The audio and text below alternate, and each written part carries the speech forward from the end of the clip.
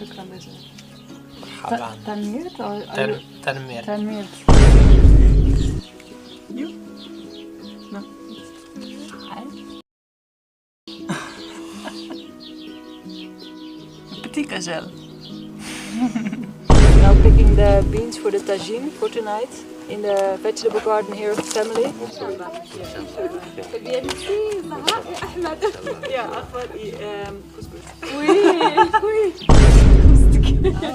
Oh, c'est joli. C'est joli. Or hard or anything. So if you're in for an adventure, look no further than Morocco. This is amazing.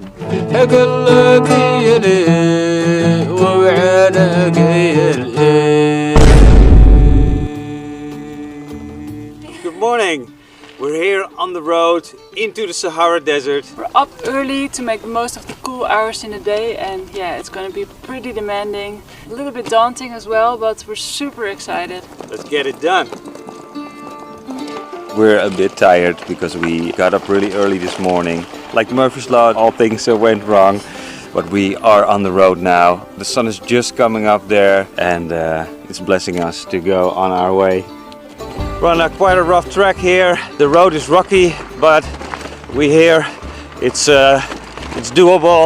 Yeah, it's gonna be like this for 3 or 4 days. It's just incredible to realize that we're actually doing it. You can tell the sun is already blasting. It's only around 10 o'clock. The good thing is that we have a slight gradient all the way, and yeah, the weather should also be pretty good. I think even the third day there's some overcast and maybe a little bit of rain. So yeah, everything is in our favor. There are so many tracks to choose from, and they all have a different kind of surface. Now we're on a little bit of a sandy stretch. Also it's a little bit corrugated, these micro bumps. You have the choice, and you never know what you're gonna get.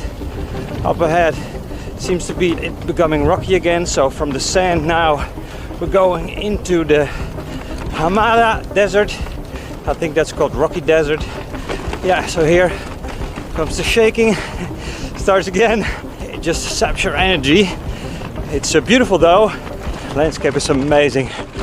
Look at it. Look at it. Wow. This video is about our attempt to cross a part of the Sahara Desert in Morocco. From the frontier town of Foumskit, we begin our off-road adventure.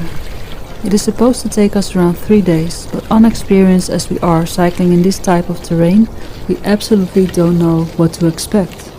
The end of this adventure is in a small town called Mohammed, but little did we know that just in a few days the desert is about to show us many of its personalities.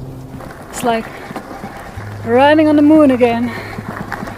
It's just really incredible to realize that there's like, I believe, 9 million square meters of desert in front of us. It's just incredible. Yeah, it's fascinating to think about the history of this landscape. There used to be so much trading here with caravans from city to city to these bigger trading cities like Timbuktu. They used to trade not only products but even slaves in the past. Also a lot of cultural traditions and religion is spread through all these trading routes.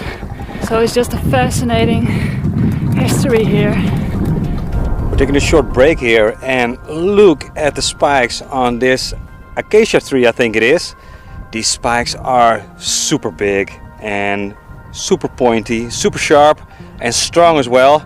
So the tires are pretty fat, but look at it. I've even seen them even bigger than the tires as well. Occasionally they're also on the path, the wind is blowing them everywhere when they break off, and yeah, we better watch out for them. Here in the back you see one of these water wells. They're actually marked on the map, which is really great. Yeah, we can carry only so much water, of course. We started out with I think 20 liters in total, which is quite overdone, but we didn't know what to expect. But it's good to see that they're actually here and there's water in it. That's just perfect for us. Shall we fill it up for you guys? So we have to figure the system out. I think it's kind of a 2-bucket system. One bucket goes down and the other one comes up.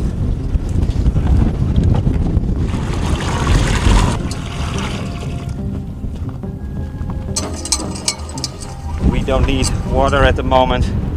The donkeys have some now to drink, but it's good to know that these places are here if we would need them. So really cool way to learn about the system of water here in the desert. Good morning everybody. We just slept one night here in the desert and it was such a special evening. A first for me in such a wide open space, and it was very quiet. Sky full of stars with the Milky Way, and it's a little bit cool right now, but it gets very hot in the day, so yeah, just a very special feeling. We're now heading to an auberge. It's 26 kilometers away. There we can stock up with new water. Hopefully they have some coffee too, and it would be absolutely great. So yeah, it's a beautiful morning. The sun hasn't risen yet. Gonna enjoy it. We're now riding on there into the distance to hopefully find a road and continue on. Man, these people that are living here, it's just incredible. There are still some like nomadic camps here. I think mostly they live off maybe from their animals, or I'm not sure to be honest. We resume our journey eastwards to لاكتشاف and take some rest at an auberge.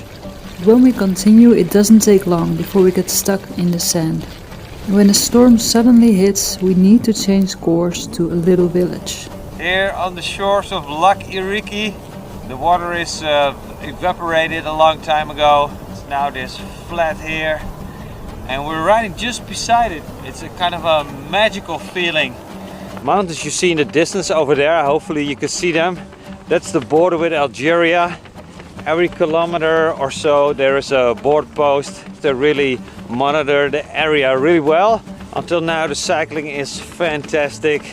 It's bumpy but not super tough or hard or anything. So if you're in for an adventure, look no further than Morocco. This is amazing. The sun is coming up, there's still some freshness in the air. It's beyond words. Just talked with Mauri. You have to be here to experience it. And it's just impossible to really capture with the camera. Of course, this is quite an empty stretch, but still there are quite some regular tourists and overlanders and like adventure travelers. Many of them actually stop to ask if everything is fine and if we need some water, if we need anything else. I think that's a really cool like scene that people just look out for you, and it just gives a sense of security. In hindsight, the stretch through the desert that we were kind of nervous for is much easier than expected. Almost everyone, actually everyone that we asked told us that it would be really difficult.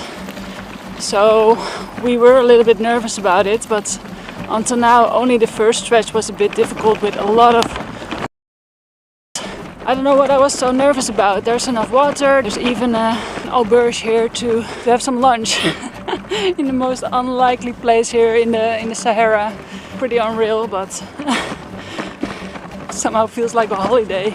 Over there in the distance there's an auberge. There we're going to stock up with some water, drink some coffee, and then we're continuing.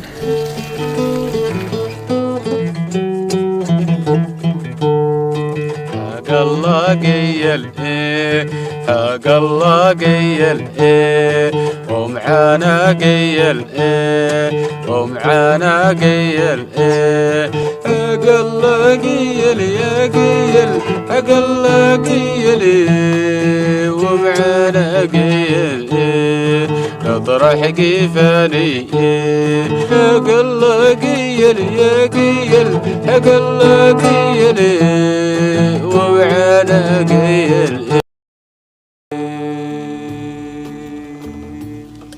Alright, we're heading on.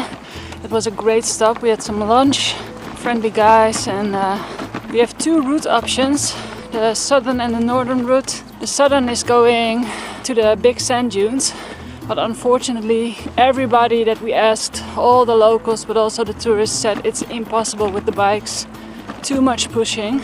We're going to take the northern route. It's a bit longer though, 30 to 40 kilometers extra, but it's more rocky, so it should be doable. But it's definitely getting more sandy for sure, you can tell here by the surface. Not always easy, but Most of the sandy parts you can ride still. So we were taking a detour over there, and the path became quite sandy. We thought it was not smart to go that route, so we're now plodding back. But there's stuff pushing the bikes now, and yeah, Maudi's coming there. She's still cycling, I see, so that's a good thing. Yeah, let's head out and get to better pavement or the desert surface, however you call it. Let's do it. Can't imagine what a real sandstorm must be like. The atmosphere changed on a dime. Full on headwind because we had to backtrack, and now it is a sandstorm in the heat of the day. So it's getting used to a little.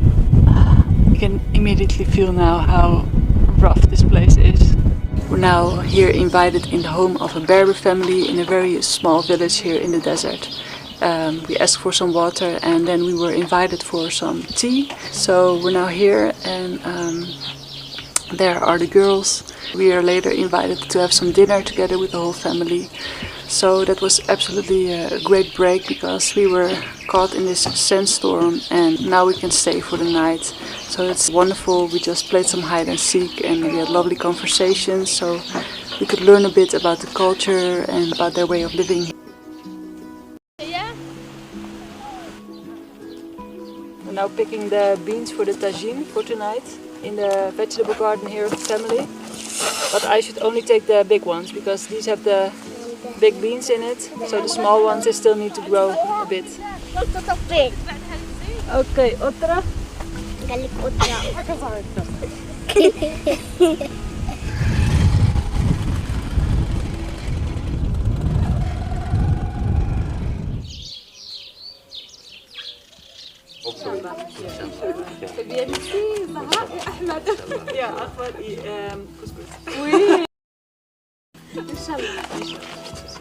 We just left the village, and this was such a beautiful and special experience. It was hard to say goodbye.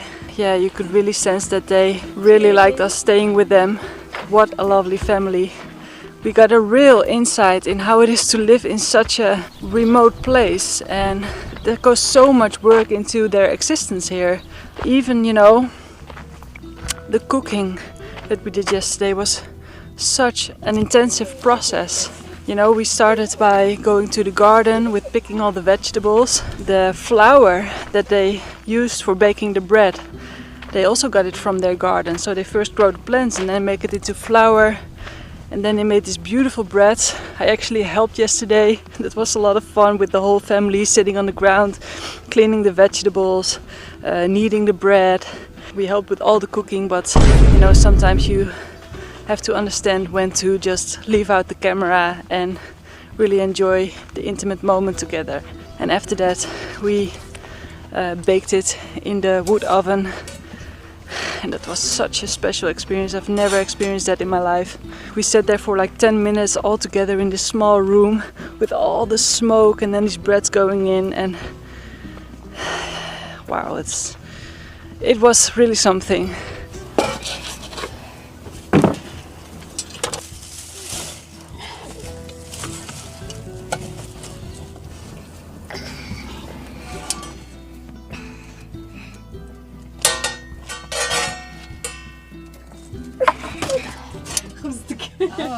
Oh, c'est joli. C'est joli. Even maar.